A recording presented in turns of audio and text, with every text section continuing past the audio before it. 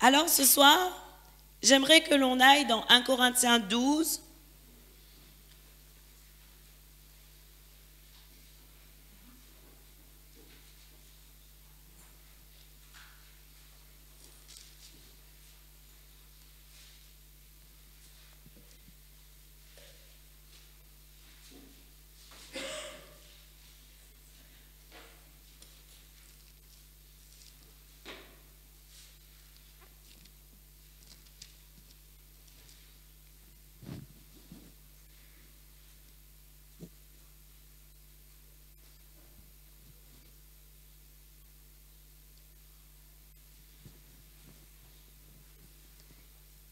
Le verset 6 et 7.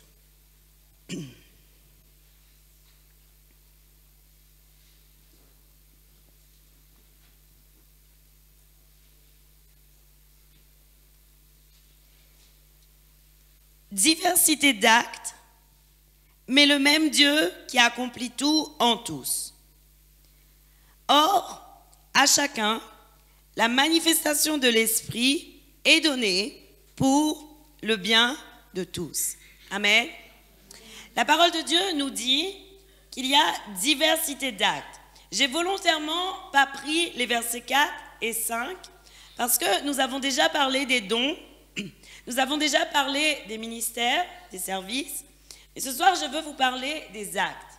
Et dans la version français courant, la Bible nous dit qu'il y a diversité d'activités, et le verset 7 nous dit que la manifestation de l'Esprit nous est donnée pour le bien de tous. Amen. Et le verset 6 nous dit donc qu'il y a diversité d'activités, mais que c'est le même Dieu qui les accomplit tout en tous. Et ça, c'est merveilleux. Alors, Église, lorsque on parle d'activité, on parle d'action. On parle de quelque chose à faire. Amen. Et la parole de Dieu nous dit qu'il n'y a pas qu'une seule activité à faire pour le royaume des cieux, mais la parole de Dieu nous parle au pluriel. Elle nous parle qu'il y a plusieurs activités à faire pour le royaume des cieux. Et ça, c'est merveilleux. Mais en tout temps, Église, ce que le verset 7 nous dit, et il faut qu'on se souvienne, que ce soit pour les dons, que ce soit pour les ministères, ou que ce soit pour les activités, il faut qu'on se souvienne en tout temps que tout est donné pour l'édification du corps du Christ. Tes dons, ton ministère et les activités que tu dois faire ne te sont donnés uniquement que pour l'édification du corps du Christ, c'est-à-dire pour faire croître le corps du Christ. Tout ce que tu dois faire, tu dois le faire dans le but d'avoir la volonté de faire croître le corps du Christ. Si on a une autre vision, si on voit autre chose et si on travaille pour nous-mêmes, ce n'est pas correct, Église. Même Paul dit et parle de ces personnes qui travaillent pour leur ventre. Et la Bible nous dit que ces personnes qui travaillent pour son ventre, pour leur ventre, ce sont des personnes qui sont devenues ennemies de la croix de Jésus-Christ. Et donc, nous devons nous tous travailler uniquement en tout point pour l'édification du corps du Christ et pour la gloire de Dieu. Dès lors qu'on commence à s'écarter, malheureusement, on devient une proie pour l'ennemi. Malheureusement, on commence à emmener les personnes et le peuple dans le désordre. Et il faut vraiment garder le peuple de Dieu dans l'ordre que l'Éternel veut que tu l'emmènes. Amen. Et ça, c'est très important, c'est primordial. Selon Éphésiens 2, Église, le verset 10,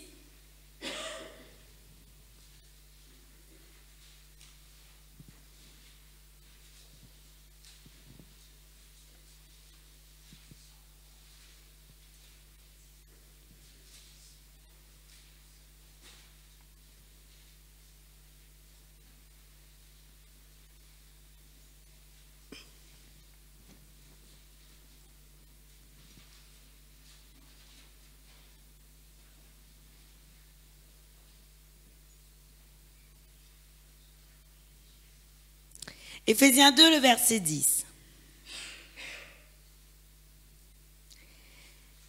La Bible nous dit, en réalité, c'est lui qui nous a fait.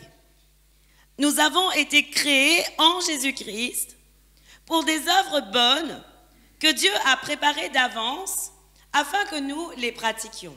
Amen. la parole de Dieu, et tout à l'heure nous avons lu que nous avons diverses activités.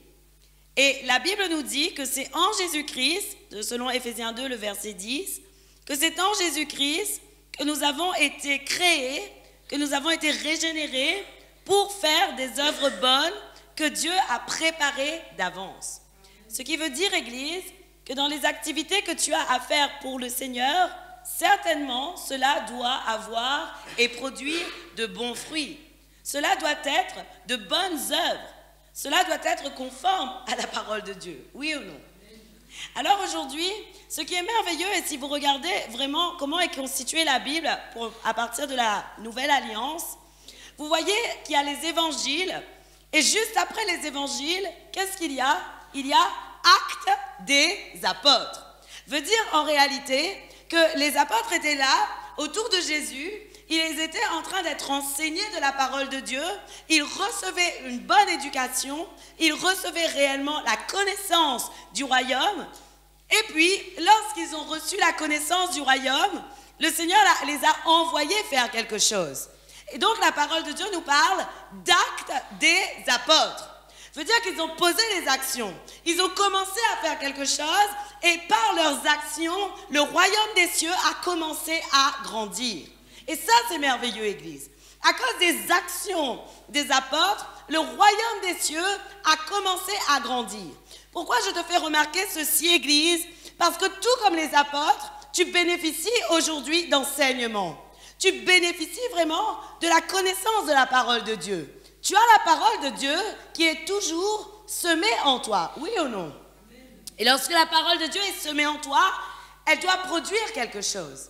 Elle produit la vie en toi, et si elle produit quelque chose, si elle produit des bonnes semences, cela signifie ensuite que toi aussi tu as des actes à poser pour faire grandir le royaume des cieux.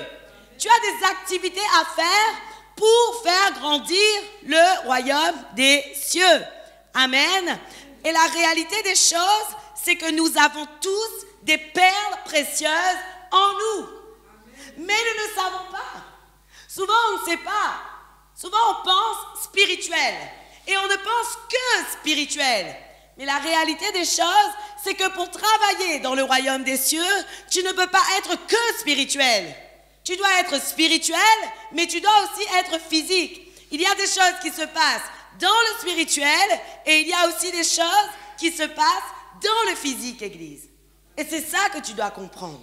Et la Bible nous montre des exemples où les hommes qui ont été utilisés par Dieu ont utilisé des richesses physiques. Ils ont fait appel à des richesses physiques pour faire croître les choses de l'Éternel. Si on regarde un exemple dans 2 Chroniques 2,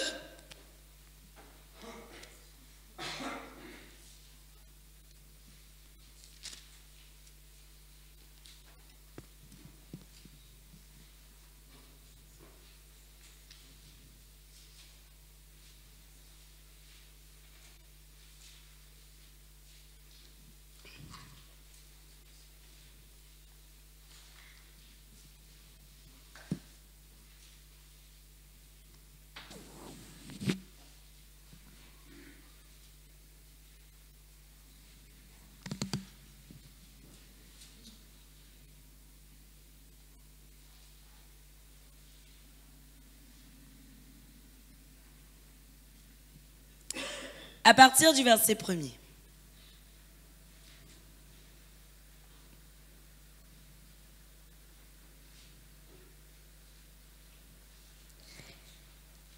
Salomon compta 70 000 hommes pour porter les fardeaux, 80 000 pour tailler les pierres dans la montagne et 3 600 pour les surveiller.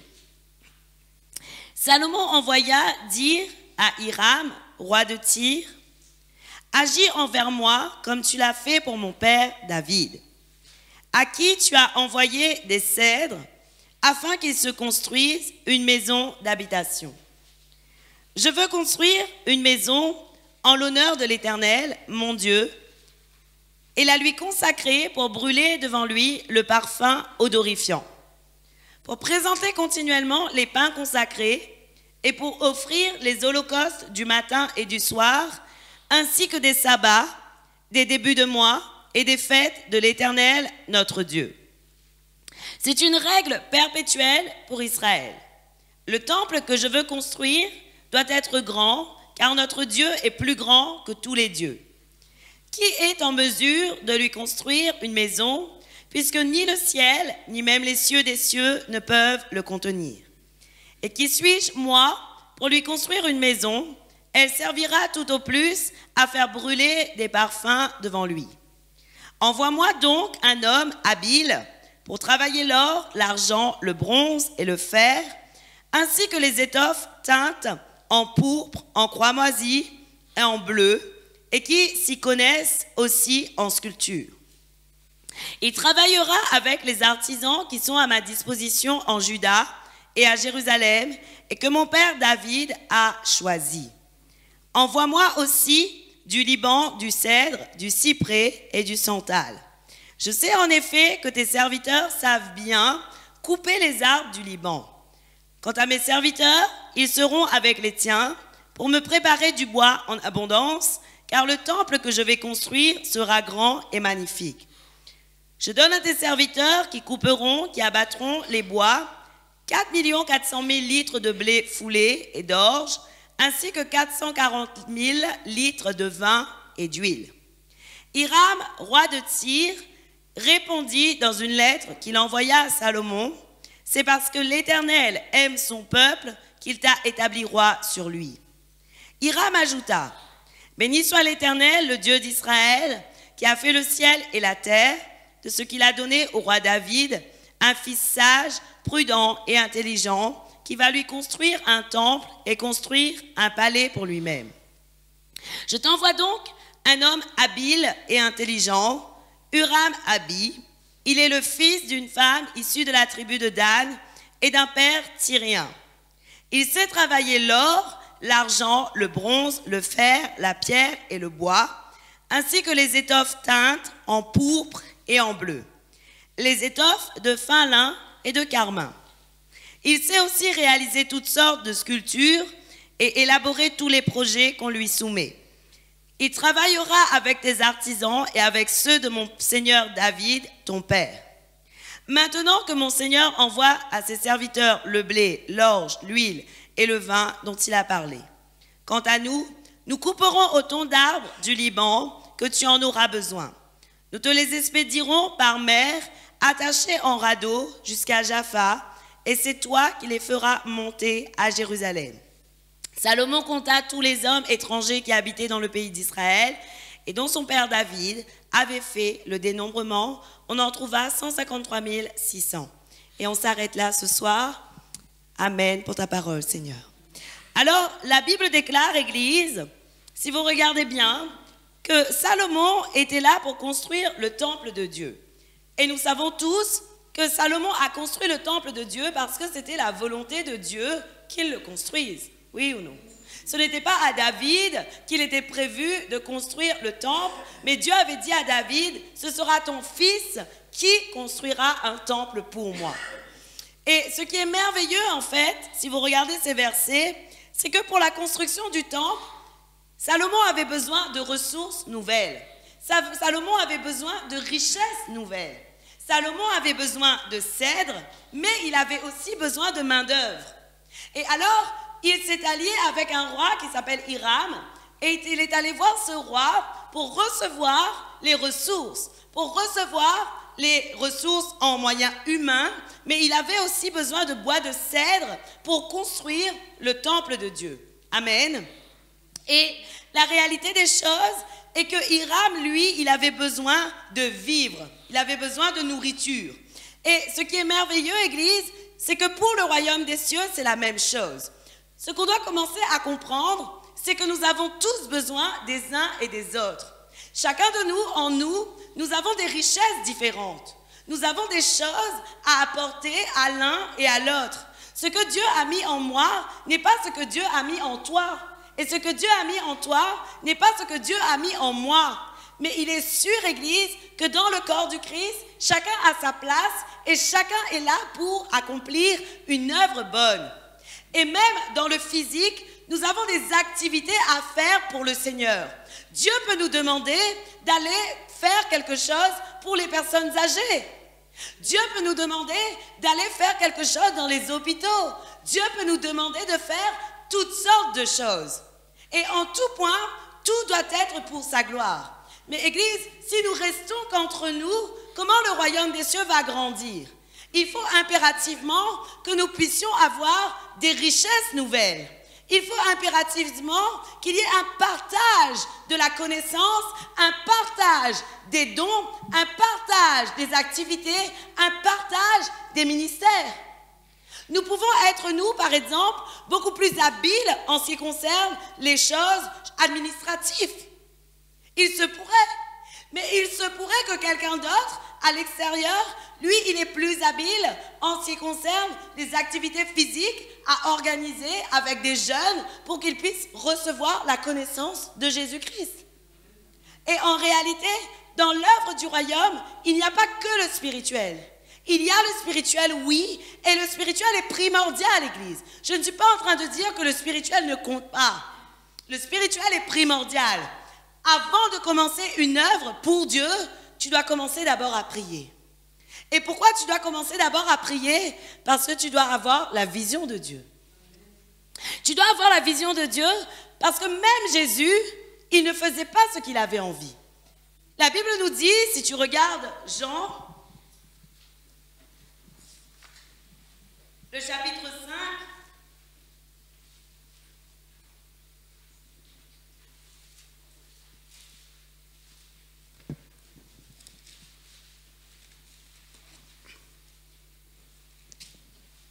le verset 19 et 20.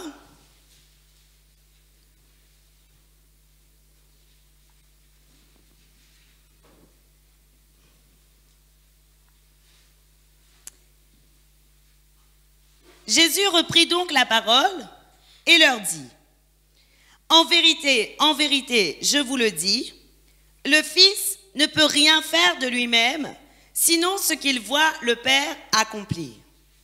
Tout ce que le Père fait, le Fils aussi le fait pareillement. En effet, le Père aime le Fils et lui montre tout ce qu'il lui-même fait. Et il montrera des œuvres plus grandes que celle-ci, afin que vous soyez dans l'étonnement. Amen. Qu'est-ce que la parole de Dieu nous dit? La Bible nous dit en réalité que Jésus-Christ n'a pas fait ce qu'il avait envie. Jésus-Christ a fait tout ce que le Père lui a montré. Voilà pourquoi, Église, je veux te dire que le spirituel compte bien évidemment. Et tu dois avoir une relation profonde pour le Seigneur. Avec Jésus, tu dois avoir une relation vraiment profonde. Tout ce que tu veux faire, il faut d'abord que cela soit créé et engendré dans la prière. Tout ce que tu veux accomplir pour le royaume des cieux, il faut d'abord le créer et l'engendrer dans la prière. Il faut d'abord que le Seigneur te donne sa vision. Il faut d'abord que le Seigneur te montre comment faire, quoi faire, avec quels moyens, avec qui et comment. Parce que, Église, tu ne peux pas t'associer à n'importe qui. Tu dois t'associer avec des personnes qui ont la même vision que toi. Tu dois t'associer avec des personnes qui ont la même volonté que toi. Et tu dois vraiment faire les choses comme le Seigneur veut que tu les fasses. Tu ne peux pas faire selon ta volonté, selon ce que toi tu veux faire, Église. Voilà pourquoi je te dis, il est bon de penser à commencer à faire des activités pour le royaume. Et je crois que c'est ce que le Seigneur veut que l'on fasse. Dieu veut qu'on crée des activités pour lui. Dieu veut qu'on fasse des nouvelles choses pour ramener d'autres à Jésus-Christ. Mais maintenant, pour les faire, pour les voir venir et pour les créer, il faut commencer dans le secret à les créer. Aussi, Église, il est primordial d'être dans le secret. Pourquoi? Parce que si ton activité n'est pas dans la main de Dieu, celui qui va saisir son activité, ton activité, car elle n'est pas soumise à Dieu, c'est l'ennemi. Lorsque tu vas déclarer ton activité sans l'avoir soumise à Dieu, l'ennemi va la prendre et il va faire tout pour la détruire. Mais si tu mets tout dans la main de Dieu, si tu mets tout devant le Seigneur, il ne pourra rien contre toi. Il ne pourra rien contre toi parce que tu te seras soumis à Dieu, parce que tu auras eu la vision de Dieu. Et alors, puisque tu as la vision de Dieu, personne ne peut t'attaquer. La Bible dit, ils essaieront de te vaincre, ils te feront la guerre, mais ils ne te vaincront pas. Et la réalité des choses, c'est ça. Lorsque tu es selon la volonté de Dieu, lorsque tu es selon la vision de Dieu, n'importe qui peut essayer de te battre, mais ils n'arriveront à rien. Ils n'arriveront à rien parce que tu sais, toi, sur quoi tu as posé tes fondations. Et tu sais, toi, sur quoi tu as commencé cette activité. Et si tu as commencé cette activité dans la vision de Dieu, alors qu'ils essaient, mais qu'ils ne combattent pas contre Dieu. En réalité, Église, celui qui combat contre une activité qui est placée devant Dieu, combat contre Dieu. Celui qui combat contre une activité que tu as placée devant Dieu est en train de combattre contre Dieu lui-même. Voilà pourquoi Gamaliel avait dit, laissez-les, si ça vient de Dieu, ça tiendra, mais si ça ne vient pas de Dieu, cela sera détruit. Alors, Église, tu dois commencer à comprendre. Si tu veux former des activités, telles que la parole de Dieu dit, il y a diverses activités, c'est Dieu qui les produit en toi. Si tu veux fournir et commencer des activités, il faut que ce soit Dieu qui les crée en toi, Église. Il faut d'abord que la vision vienne de l'Éternel. Et ça, c'est primordial. Je connais beaucoup de personnes qui ont commencé des choses, mais qui n'ont pas été abouties ou qui ont été déçues. Et à cause de cela, ils ne veulent plus rien faire pour le Seigneur. Bien souvent, l'erreur qui a été commise, c'est de ne pas mettre cette situation, cette activité devant l'Éternel.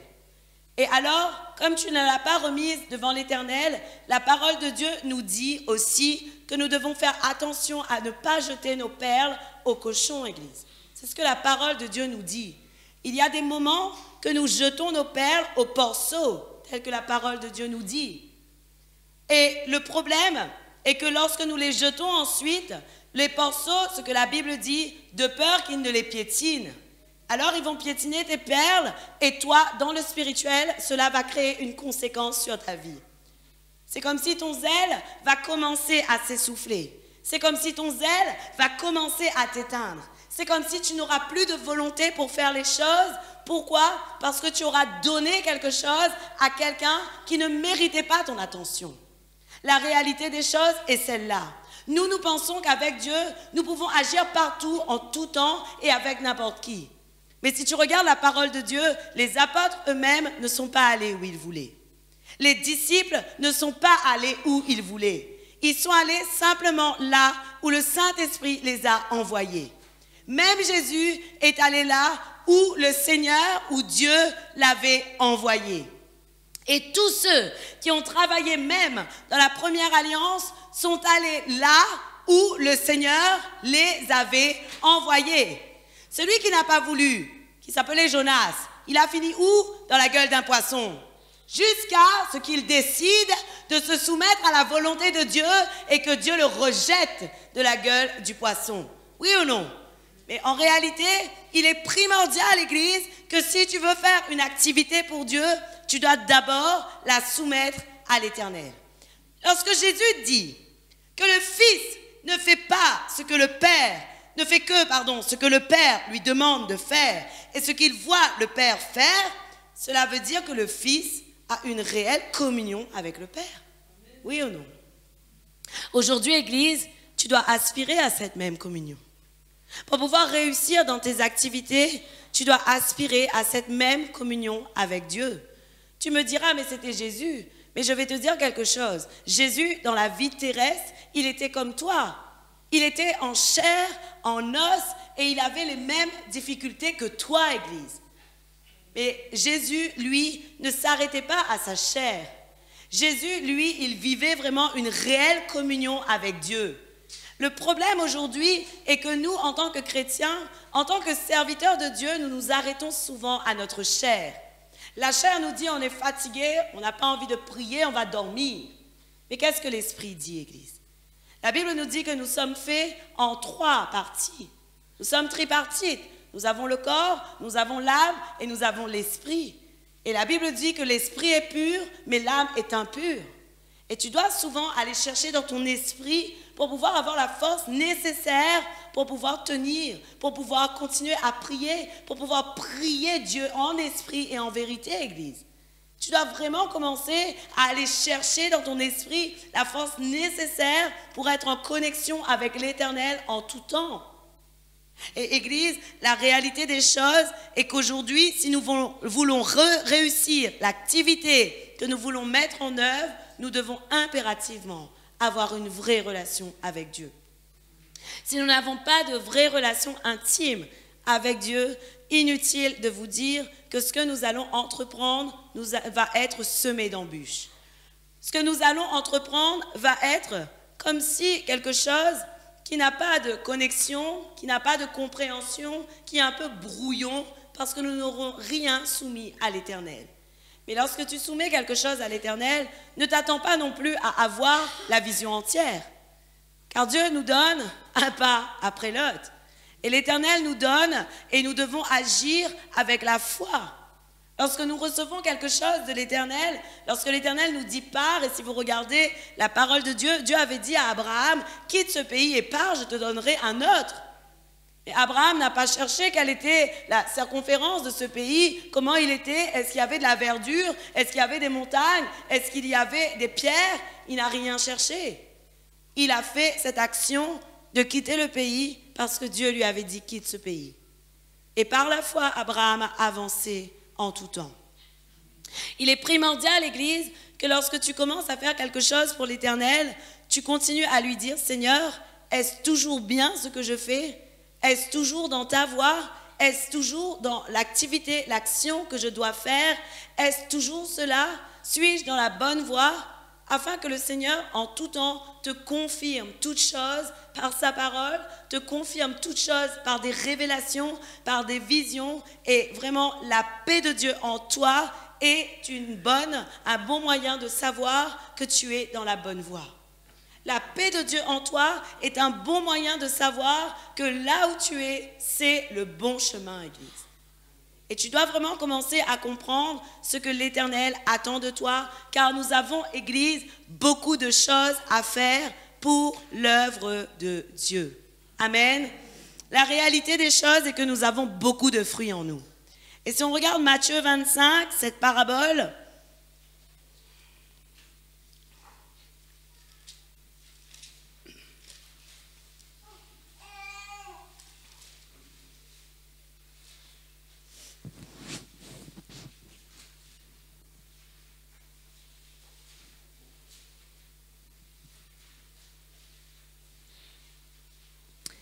à partir du verset 14.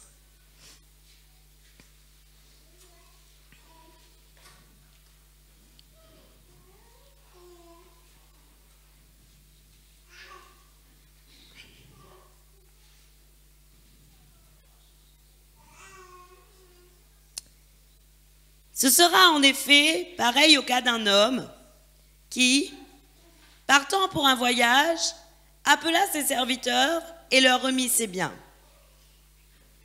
Il donna 5 sacs d'argent à l'un, 2 à l'autre, et au troisième, à chacun selon sa capacité. Puis, il partit aussitôt. Celui qui avait reçu les 5 sacs d'argent s'en alla travailler avec eux et gagna 5 autres sacs d'argent. De même, celui qui avait reçu les 2 sacs d'argent en gagna 2 autres. Celui qui n'en avait reçu qu'un alla creuser un trou dans la terre et cacha l'argent de son maître. Longtemps après, le maître de ses serviteurs revint et leur fit rendre des comptes. Celui qui avait reçu les 5 sacs d'argent s'approcha en apportant 5 autres et dit, « Seigneur, tu m'as remis 5 sacs d'argent. En voici 5 autres que j'ai gagnés. » Son maître lui dit, « C'est bien, bon et fidèle serviteur, tu as été fidèle en peu de choses, je te confierai beaucoup. Viens partager la joie de ton maître. » Celui qui avait reçu les 2 sacs d'argent s'approcha et dit, « Seigneur, tu m'as remis 2 sacs d'argent, en voici 2 autres que j'ai gagnés. » Son maître lui dit, « C'est bien, bon et fidèle serviteur. Tu as été fidèle en peu de choses, je te confierai beaucoup. Viens partager la joie de ton maître. » Celui qui n'avait reçu qu'un sac d'argent s'approcha ensuite et dit, « Seigneur, je savais que tu es un homme dur, tu moissonnes où tu n'as pas semé, et tu récoltes où tu n'as pas planté. J'ai eu peur, et je suis allé cacher ton sac d'argent dans la terre.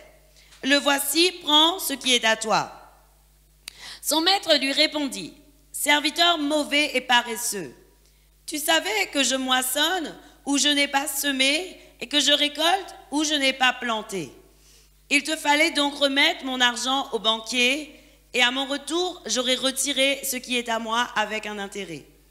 Prenez-lui donc le sac d'argent et donnez-le à celui qui a les 10 sacs d'argent. En effet, on donnera à celui qui a et il sera dans l'abondance. Mais à celui qui n'a pas, on enlèvera même ce qu'il a. Quant au serviteur inutile, jetez-le dans les ténèbres extérieures. C'est là qu'il y aura des pleurs et des grincements de dents. » Amen. Église, la parole de Dieu nous montre, et cette parabole est vraiment merveilleuse, parce que la Bible nous dit que ce maître a remis à ses serviteurs des biens. Ce qui veut dire, en réalité, que nous tous, ici présents, nous avons des biens. Oui ou non? La première chose que tu dois comprendre, dont tu dois être sûr en toi, c'est que tu as une richesse en toi. Tu as un bien en toi. Mais le problème, parfois, c'est que nous nous sentons comme inutiles. Je me sens inutile, je n'ai rien à donner aux autres. Mais tu sais, Église, dans ce monde, il y a tellement de haine, il y a tellement de difficultés, il y a tellement de pleurs et de grincements de dents que même un sourire, tu peux lui donner à quelqu'un. Que même de l'amour, tu peux donner à quelqu'un. Et je vais te dire quelque chose. Aujourd'hui, je suis certaine que tu as plus que l'amour en toi. Je suis certaine que tu as la parole de Dieu en toi qui donne la vie. Je suis certaine que tu as cette bonne nouvelle dont nous parlions la semaine dernière et que cette bonne nouvelle peut apporter la vie autour de toi. Je suis certaine que tu as de quoi manger pour 2. Si tu en avais que pour 1, je suis certaine que chez toi, tu as aussi de quoi manger pour 2. Je suis certaine que chez toi, tu as aussi de quoi vêtir quelqu'un d'autre qui est dans la rue. Je suis certaine, Église, que tu as beaucoup de choses en toi que tu ne sais pas encore, mais Dieu t'a donné des talents. Dieu t'a donné des talents selon ta capacité. Et ce que la Bible nous dit, c'est que Dieu a donné à ses serviteurs des talents selon leur capacité. Alors, Église, ce que les serviteurs avaient à faire, et nous, des fois, c'est ce que nous ne faisons pas, ce que les serviteurs avaient à faire, c'était de faire fructifier ces talents. Ce qui veut dire comment ils devaient faire fructifier. Ils devaient prendre les talents qu'ils avaient. Ils en avaient 5, par exemple, le premier, la Bible dit, il en avait 5, celui qui en avait reçu les 5 sacs d'argent, s'en alla travailler avec eux et il gagna 5 autres. Donc celui qui avait 5 sacs d'argent, il a commencé à travailler, il a commencé à faire quelque chose pour gagner 5 autres sacs. Je vais vous dire quelque chose, Église. Dans votre ministère, dans votre service, dans votre activité, si vous voulez produire encore et encore plus, vous devez travailler. Vous devez faire quelque chose. Si vous n'exercez pas, malheureusement, vous n'allez pas produire davantage. Tout doit être exercé. Tout.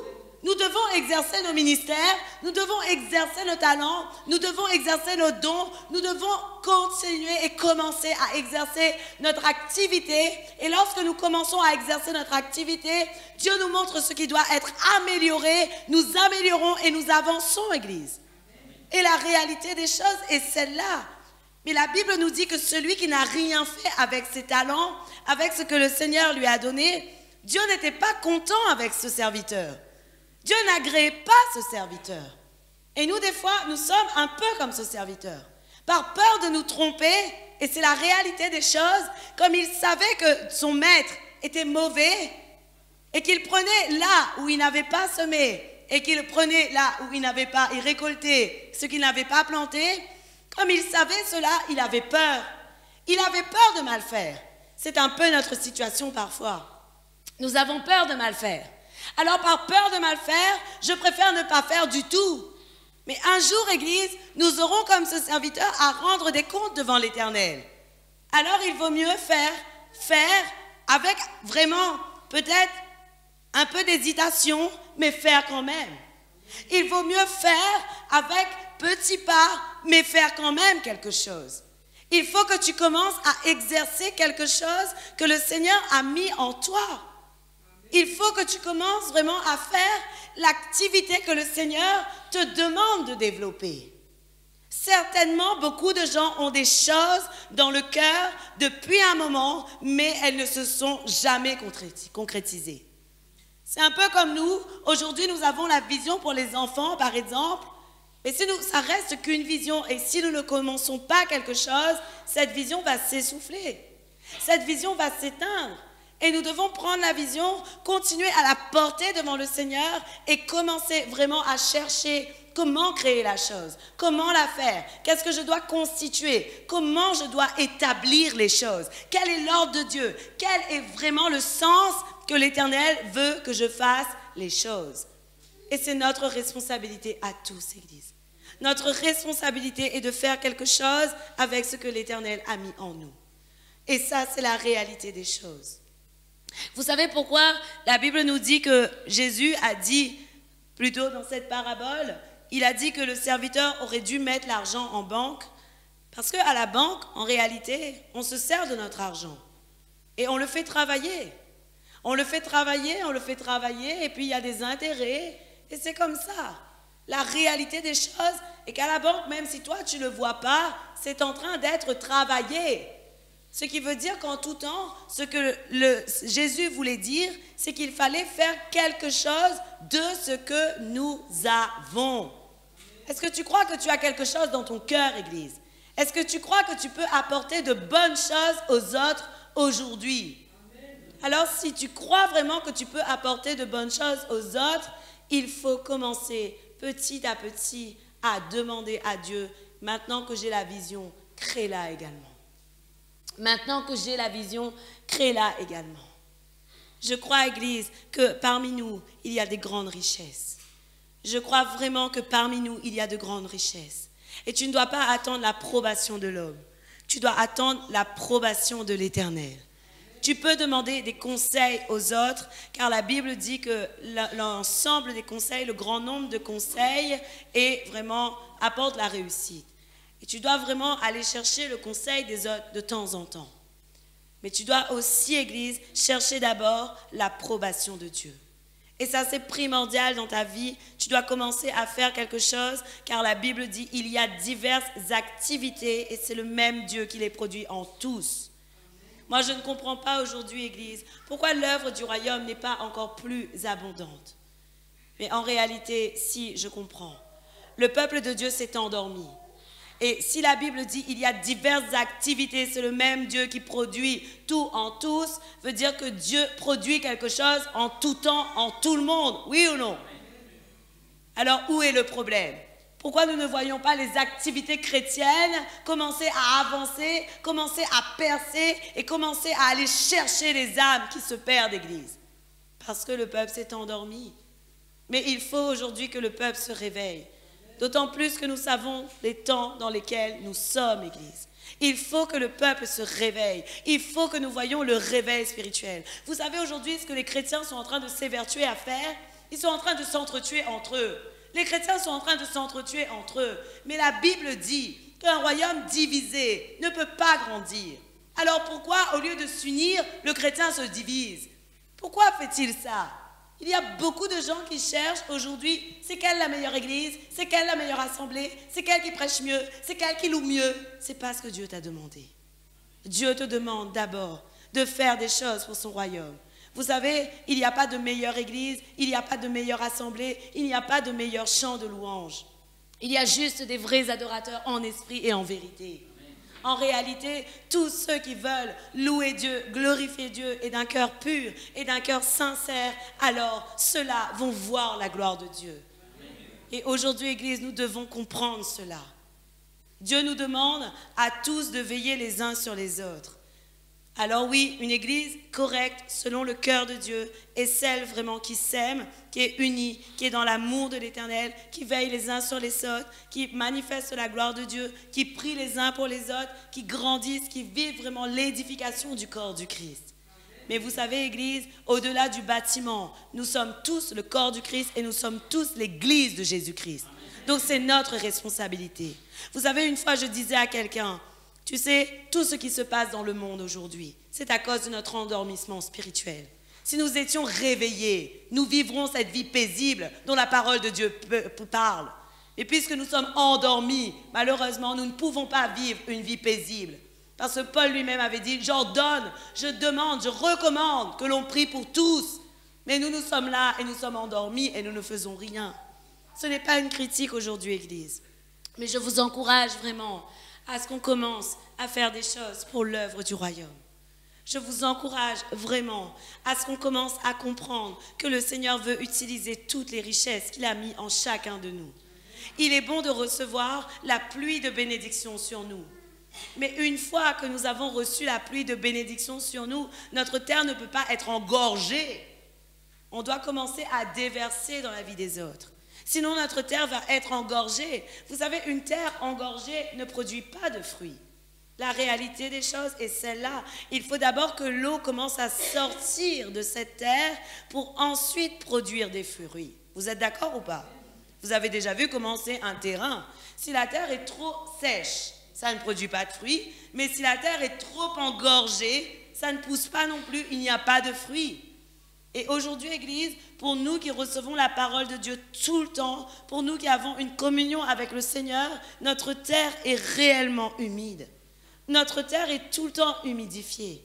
Nous recevons quelque chose de la part de Dieu et nous recevons de nombreuses bénédictions. Mais il ne faut pas que nous soyons un peuple engorgé. Il faut que nous soyons un peuple qui va déverser ce fleuve d'eau vive que l'Éternel a mis en toi. Dieu a mis en toi un fleuve d'eau vive. La Bible dit, si tu crois, des fleuves d'eau vive couleront de ton sein. Et Dieu a mis en toi réellement, Église, un vrai fleuve d'eau vive. Et si tu crois en ça, alors tu es capable de faire de grandes choses pour l'Éternel et tu es capable de manifester sa gloire autour de toi, là où tu es. Que ce soit dans ton travail, que ce soit à l'université, que ce soit à l'école, au lycée, au collège, en primaire, tu es capable de manifester la gloire de Dieu autour de toi. Et la réalité des choses est celle-là, Église. Mais vous savez, pour pouvoir commencer à travailler et à faire une activité de Dieu, pour Dieu, vous savez ce que je crois, il faut que nous ayons la compassion pour le peuple. Si nous n'avons pas la compassion pour le peuple, nous ne pouvons pas commencer à faire et à chercher des activités, des œuvres et des choses à faire pour Dieu. Même Jésus avait compassion. Si on regarde la parabole de Marc 6, le verset 33,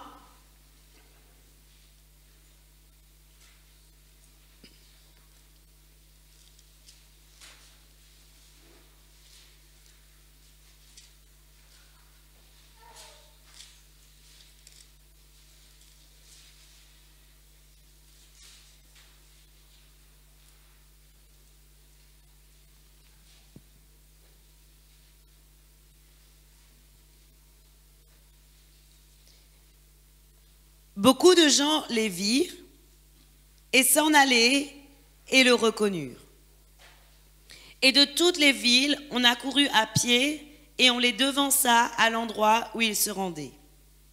Quand il sortit de la barque, Jésus vit une grande foule, et écoutez bien ce passage, Église, et fut rempli de compassion pour eux, parce qu'ils étaient comme des brebis qui n'ont pas de berger.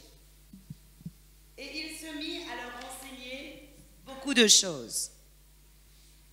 Comme l'heure était déjà bien tardive, ses disciples s'approchèrent de lui et dirent, « Cet endroit est désert et il est déjà tard.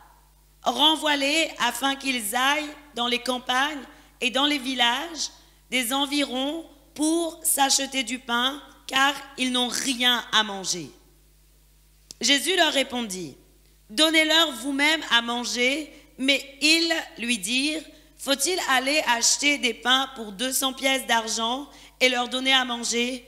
Il leur dit, « Combien de pains avez-vous? Allez voir. » Ils s'en assurèrent et répondirent, 5 et 2 poissons. Alors il leur ordonna de les faire tous asseoir par groupes sur l'herbe verte. Ils s'assirent par rangées de 100 et de 50. Il prit les 5 pains et les 2 poissons, leva les yeux vers le ciel et prononça la prière de bénédiction. Puis il rompit les pains et les donna aux disciples afin qu'ils les distribuent à la foule. Il partagea aussi les 2 poissons entre tous. Tous mangèrent et furent rassasiés, et l'on apporta 12 paniers pleins de morceaux de pain et de ce qui restait des poissons. Ceux qui avaient mangé les pains étaient au nombre de 5000 hommes. Amen.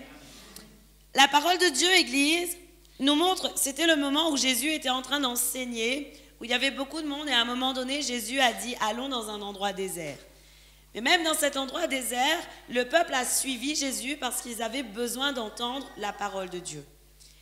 Mais ce qui est important et ce qui est primordial dans ce verset, Église, la Bible nous dit au verset 34, « Jésus vit la foule et il fut rempli de compassion pour eux parce qu'ils étaient comme un peuple perdu. » Et à cause de cette compassion que Jésus a eue pour le peuple, si vous regardez bien la parole, Jésus a commencé à leur enseigner la parole, mais Jésus a fait autre chose. Ils avaient faim, Jésus a pensé vraiment à leurs conditions physiques et à leurs besoins de manger. Parce que la réalité des choses, nous savons tous, nous avons aussi des besoins physiques. C'est ainsi. Tant que nous sommes dans le corps, nous avons aussi des besoins physiques. Et Jésus avait vu ce besoin physique. Alors, à cause de la compassion de Jésus-Christ pour le peuple, ce qui s'est produit ensuite est merveilleux. Jésus-Christ a fait la multiplication des pains et des poissons. Mais en réalité, Église, ce miracle s'est produit pour quelque chose. Ce miracle s'est produit parce que Jésus-Christ a eu compassion du peuple.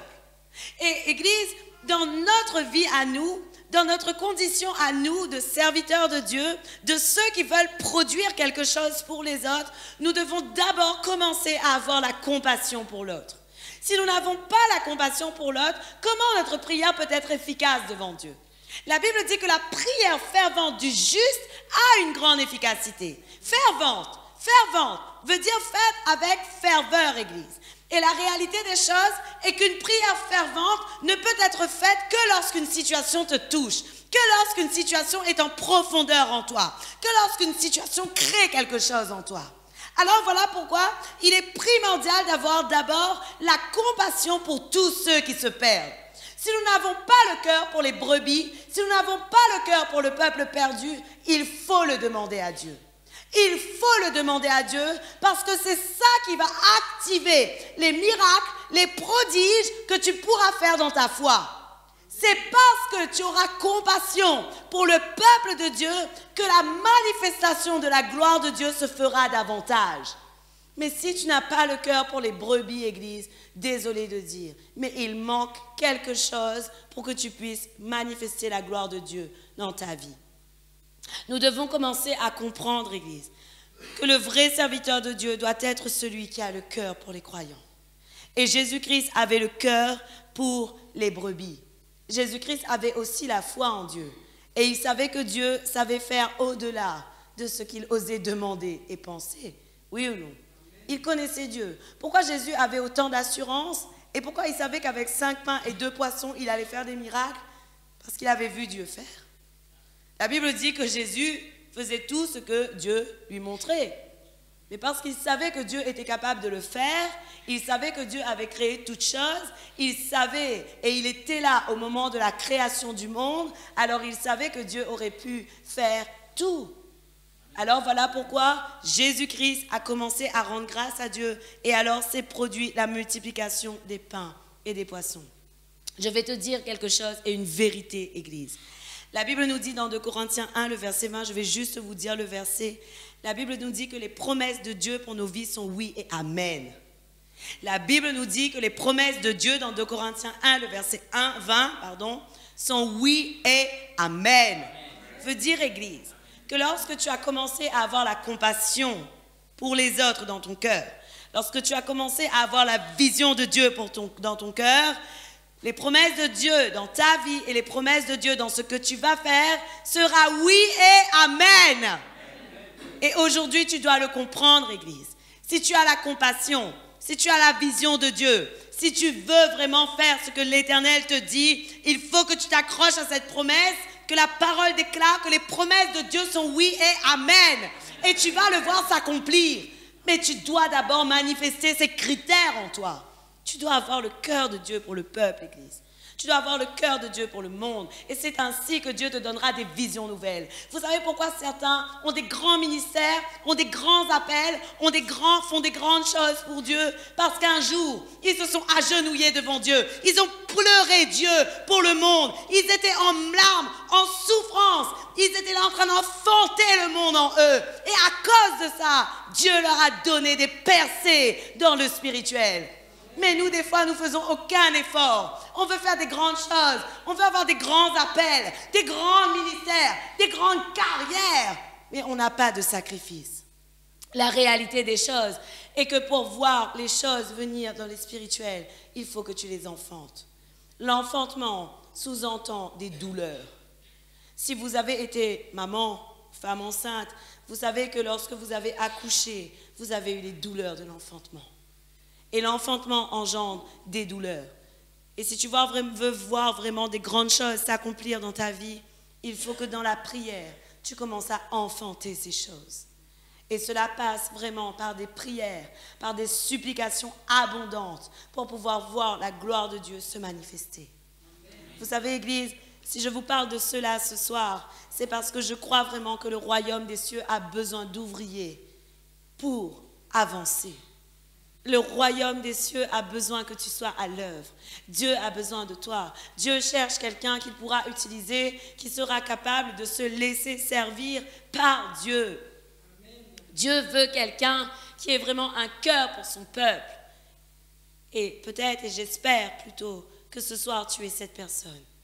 J'espère que ce soir tu es cette personne et je crois qu'avec une personne, beaucoup de choses peuvent se produire. Je crois qu'avec une seule personne, beaucoup de choses peuvent se produire. Et puisque nous sommes plus qu'une personne ce soir, je crois que des millions de grandes choses peuvent se produire pour le royaume des cieux. Commence par la prière si tu veux ce soir, mais commence quelque part. Commence à demander à Dieu son cœur pour les brebis. Commence à demander à Dieu, Seigneur, donne-moi cette compassion, donne-moi de comprendre, de vivre, d'avoir le réma de cette parole de Marc 6, verset 34, qui dit Jésus eut compassion pour eux. Parce que tant que je n'ai pas le réma de cette parole, je ne peux pas comprendre ce que veut dire pleurer jusqu'à exaucement. Je ne peux pas comprendre ce que veut dire prier jusqu'à exaucement. Et c'est ce que Dieu nous demande. Dieu nous demande, et on avait parlé de ça dimanche, d'être vraiment persévérant, Église. Et s'il nous demande d'être persévérant, comme je vous le dis dimanche, la Bible nous dit que pour le royaume des cieux, ce sont des violents qui s'en emparent. Et si nous voulons vraiment voir l'œuvre de Dieu grandir, nous devons avoir à cœur les brebis de Dieu. Nous devons avoir à cœur le peuple de Dieu. Ça suffit les chrétiens qui se battent entre eux. Ça suffit les divisions, ça suffit les querelles. Je pense que le Seigneur en a marre de le voir. Je crois vraiment que le Seigneur en a marre de le voir.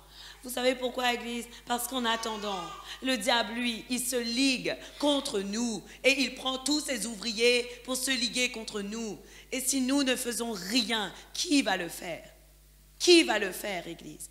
Ce ne sera pas des anges. La Bible dit les anges sont des esprits au service de Dieu. Il les envoie pour aider ceux qui sont sur la voie du salut, c'est-à-dire toi. Donc si tu veux vraiment que l'Éternel fasse des grandes choses, pour qu'il y ait un ange qui vienne, il faut que toi aussi tu y sois. Si tu n'y es pas, pas d'ange. Il faut que tu y sois afin que l'ange y soit aussi. Parce que la Bible dit les anges ne sont que des esprits au service de Dieu. Il les envoie pour aider ceux qui sont sur la voie du salut. Alors aujourd'hui, Église, vraiment, commence à prier afin que le Seigneur te donne sa vision. Commence à prier afin que tu dises à Dieu, Seigneur, montre-moi quelle est la vision commune que nous pouvons faire comme activité. Quelle est l'activité que nous pourrions faire? Quelle est l'activité que nous pourrions créer pour ton royaume? Est-ce que tu aimerais qu'on aille créer quelque chose, un club, je ne sais pas moi, le dimanche après-midi pour aller dans des hôpitaux, pour prier pour les malades, pour évangéliser pour les malades? Est-ce que tu aimerais qu'on travaille avec des personnes qui ont des déficiences mentales? Est-ce que tu voudrais qu'on fasse toutes sortes de choses avec ton peuple, mais des choses différentes? Et même dans le physique, Dieu nous appelle, Église. Qui va aller sauver les déficients mentaux s'ils sont que dans les hôpitaux? Est-ce que vous pensez qu'ils vont pouvoir venir ici le mercredi, le vendredi et le dimanche? Non, il faut que ce soit nous qui prenons notre voiture et il faut qu'on y aille. Il faut qu'on y aille. Il faut qu'on aille les voir, il faut qu'on aille prier avec eux, il faut que Dieu ouvre des portes, il faut que Dieu fasse les choses dans les administrations afin que les portes nouvelles s'ouvrent et qu'on puisse accomplir l'œuvre de Dieu au-delà de nos espérances. Mais la Bible nous dit, et je finis et je conclus par vous redonner ce verset d'Éphésiens 2, le verset 10, où la parole de Dieu nous dit, c'est Dieu qui nous a formés, il nous a créés dans notre union avec Jésus pour que nous menions une vie riche en actions bonnes, celles qu'il a préparées d'avance afin que nous les pratiquions. Dieu nous a créés pour quelque chose, Église. Et il nous a créés, il nous a engendrés, il nous a régénérés pour que nous menions une vie riche en actions bonnes afin que nous les pratiquions. Veut dire, Église, que nous devons mener une vie riche en actions bonnes et nous devons la pratiquer. Et aujourd'hui, c'est ce que le Seigneur nous demande tous. Le Seigneur nous demande à tous de commencer à préparer des choses. D'abord dans le spirituel et ensuite dans le physique. Mais commence à prier vraiment pour que l'Éternel accomplisse des choses et qu'il ouvre des nouvelles portes. Je crois que le peuple de Dieu a besoin de nous, Église. Je crois que le peuple de Dieu a besoin de chacun de nous. Tous ceux qui portent la parole de Dieu dans leur cœur, Dieu a besoin d'eux. La Bible nous dit, vous êtes la lumière du monde. Et il y a un verset qui m'a toujours touchée, c'est ce verset-là, lorsque Dieu dit, on n'allume pas une lampe pour la cacher sous un pot. Une fois, j'ai lu cette parole et Dieu m'a dit, penses-tu que je t'ai allumé pour que tu sois caché? Et là, j'ai compris. Et j'ai dit, Seigneur, c'est vrai. Si j'ai été ranimée, si j'ai été revivifiée, si j'ai eu la vie, c'est certainement pour que nous puissions être réellement la lumière du monde. Et je ne peux pas me cacher, je ne peux pas cacher qui je suis, je ne peux pas cacher ma foi, je ne peux pas cacher Jésus parce que la lampe que Dieu a allumée n'a pas été allumée pour qu'elle soit cachée. Jésus l'a allumée afin qu'elle soit vue partout dans le monde entier. Que ça dérange, que ça ne dérange pas, Jésus a allumé ta lampe afin que tu brilles dans le monde. Amen. Et ça, c'est merveilleux. Gloire à Dieu. Alors ce soir, je vous invite, on va se lever et on va prier Dieu. On va rester, pendant la louange, on va rester à nos chaises. Et ce soir, on va prier Dieu, on va louer Dieu. Et on va demander à Dieu vraiment de commencer à nous donner cet esprit de révélation. Un esprit de révélation pour recevoir les visions puissantes pour nos vies. Amen. Gloire à Dieu.